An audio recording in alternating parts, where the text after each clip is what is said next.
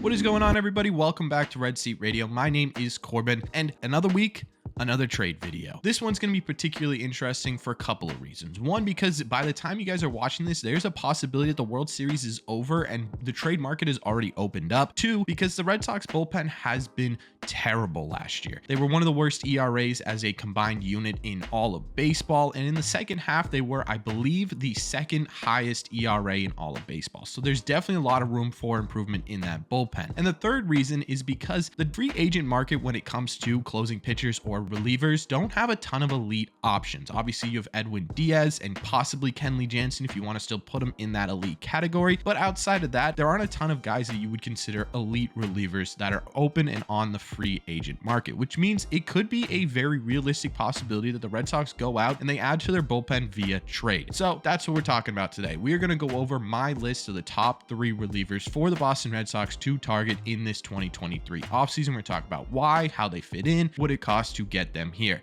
But before we get into that, do me a favor, make sure you guys have hit that subscribe button if you haven't already. If you're new here, we talk Red Sox content almost every single day. Also, make sure you guys have hit the like button on this video as well. It helps these videos out a ton and would mean a lot to me. One more thing, there is a sale going on for merch for Red Seat Radio. If you want a hat like this, stickers, sweatshirts, other hats, anything you want with Red Seat merch on it, we are having a sale. It is 20% off. The link will be in the description. Thank you all very much for clicking on this one. Let's get into it. Just a disclaimer, like I say in all my trade videos, there are about a million different scenarios for the Boston Red Sox when it comes to trading for bullpen arms. So if there's someone that you don't see on this list that you're like, hey, Corbin, hey, Red Seat, this guy needs to be in Fenway Park pitching for the Boston Red Sox in 2023, let me know who that would be. I'd love to hear what you guys are targeting in terms of bullpen arms via trade down below. The first guy on my list is Scott Barlow of the Kansas City Royals. Now, I actually talked about Scott Barlow in a video we did about trade deadline targets last year, and I thought he could be a really intriguing piece to this Red Sox bullpen in 2022. Well, I think about the same thing in 2023 because Scott Barlow didn't regress. He got stronger and finished his 2022 season really strong. He ended with a 2.18 ERA, an ERA plus of 188, and a bit of a concerning FIP at 3.62, which is a bit higher of a FIP than I think most people would like, but he still managed to get the job done in 69 games. More importantly, though, of those 69 appearances, 47 of those were also to close games. To me, that seems really good. And the reason it seems really good is because of the fact the Boston Red Sox never really had a set late inning guy. They had maybe setup guys, but they never had someone who was like, this is who we're going to go to finish out games, whether that be a closer or maybe they don't want to use that actual term, but a guy who they know they can go to in late innings, especially in the first half of the 2022 season. It felt like the Boston Red Sox, it was just a mystery who was going to finish games. So Scott Barlow coming in could be a solution to that. Scott Barlow is also under control until 2025, meaning that he's a bit of a longer term solution to this Red Sox bullpen problem. If you couldn't tell already by my past videos, I really like the idea of bringing a guy in, especially trading during the offseason, that's going to be an asset for a longer period of time. Getting a guy in who's more of a rental doesn't seem exactly like the right idea at this time for the Boston Red Sox because they have so many deep holes that if you can fill one of those for a longer period of time, it makes things a little bit easier, and Scott Barlow can do that. Now, to get Scott Barlow here for the Boston Red Sox, it's not going to be super expensive. In fact, none of the options on this list are going to be super crazy, mostly because they're relievers, and relievers don't demand the same amount of trade value that a lot of ace starting pitchers do or power outfielders do. So a trade to get Scott Barlow here would be Jarren Duran and Cutter Coffey, a guy who we just drafted as a shortstop out of high school. Now, obviously, Cutter Coffey just got into the Red Sox system, so I don't know if they're going to be willing to part with him just yet until they can determine what his actual value may be. But if the Red Sox do want to make a splash and use some of those draft picks and use some of their minor league depth, this could be a deal that gets Scott Barlow to the Boston Red Sox. The second guy on this list that we're going to talk about was actually brought up by a subscriber to this channel during a live stream,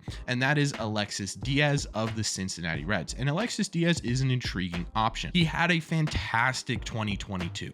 In 2022, Alexis Diaz for the Cincinnati Reds had just a 1.84 ERA, an ERA plus of 244, which is crazy because that indicates that his production was about 140 44% better than the average pitcher in baseball. That's not something you come across every single day. He also, again, has a slightly concerning FIP of 3.32, so it does indicate that there was a little bit of luck there and there should be some regression going on, but it's not an overly concerning FIP. If his FIP was like 5.56, then yeah, that's a little bit concerning, but a little natural regression is going to happen here and there. But overall, it was an absolutely fantastic season, especially because those statistics were in 59 appearances. That's a pretty decent sample size. It's not like he only had 20 appearances, and it makes it even more intriguing because Alexis Diaz is a rookie. That was his rookie season. Him being a rookie also means that the team will have a longer period of control over Alexis Diaz and some other options out there for trading for bullpen arms. Now, there are some positive and negatives that come along with being a rookie. The positive is that he already got off to a super hot start, and that means that there's a lot of potential there. The fact that he was able to have such a low ERA out of the bullpen as a rookie in the major leagues speaks to his ability to become a talented pitcher. The negative is that it's not guaranteed. It's a very small sample size. One season isn't exactly going to define a player's career, and there's a possibility that if he comes here, we see a lot of that regression and he turns into a slightly below average reliever or even an average reliever at best, because the cost to get him here will not be the cost of an average to below average reliever. Now, that's not to say that he won't be a good option to trade for. That just means the Red Sox have to be a little bit careful in getting him here.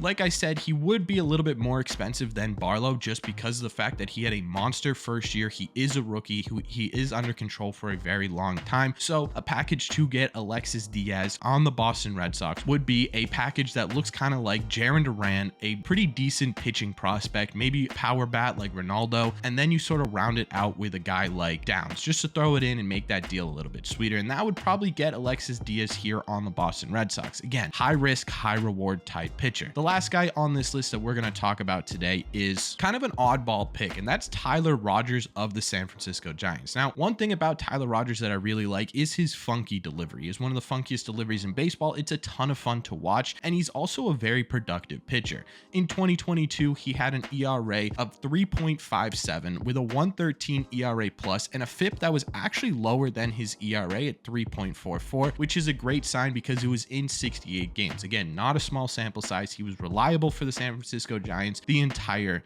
year. Of all the three pitchers that we've talked about today, Tyler Rogers would also probably be the least expensive. He is a free agent in 2026, so you do have some control, but it's not going to cost you an arm and a leg to get him here. A package for Tyler Rogers could be as little as just sending over either Bobby Dahlbeck and Winkowski or Bobby Dahlbeck and Connor Siebold. They have an aging first baseman. They need a little bit of pitching help, and those two could definitely come in and really help bring some depth to that San Francisco Giants roster. And it wouldn't cost us a ton, right? We wouldn't really miss Bobby Dahlbeck. We wouldn't really miss Siebold. We definitely wouldn't miss Winkowski. So in my opinion, of the three here, Alexis Diaz is the most intriguing option. Scott Barlow, in my opinion, is sort of the golden egg. That's the guy who I would love to get in this Red Sox bullpen. I think he'd be a fantastic addition, but I think Tyler Rogers right now for the Boston Red Sox makes the most sense. He's been reliable his entire career. He's had opportunities as a closing pitcher. I think the Red Sox could really use a guy like Tyler Rogers,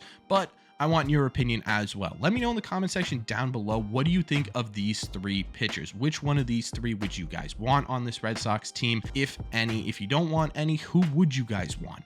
Is there a guy out there that I did not mention in this video that you guys are like, hey, dummy, this guy is a guy that's going to solve the Red Sox relief pitching problems? Let me know all your thoughts on the Red Sox trading for relief pitchers down below. As always, if you made it to the end of this video, do me a favor. Make sure you guys have hit that subscribe button if you haven't already. If you're new here, we talk Red Sox content almost every single day. Also, make sure you guys have hit the like button on this video as well. It helps these videos out a ton and would mean a lot to me. Thank you all very much for clicking on this one, and I will see you in the red seat.